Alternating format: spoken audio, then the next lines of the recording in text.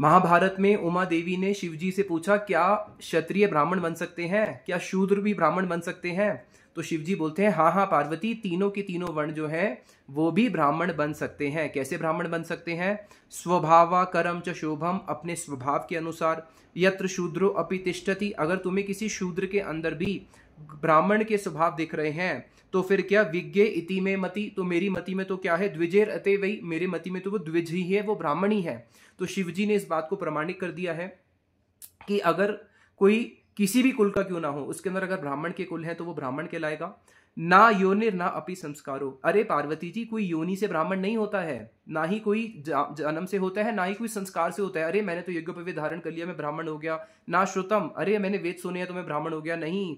कर्णानि द्विजत अस्य, अगर किसी के कर्म ब्राह्मण जैसे हैं तभी वो ब्राह्मण कहलाएगा। अगर उसके अंदर ब्राह्मण के गुण नहीं है, ब्राह्मण के कर्म नहीं है, तो वो ब्राह्मण नहीं कहलाएगा। ये शिव जी ने इस बात को स्थापित किया है, नारद जी ने इस बात को स्थापित किया है, युधिष्ठिर महाराज जी ने इस बात को स्थापित किया है।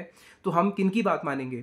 इन ग्रंथों की, इन महाभागवतों की, या फिर सो कॉल्ड ब्राह्मण की जो बोलते हैं कि हम ब्राह्मण पुत्र हैं तो हम ब्राह्मण हो गए?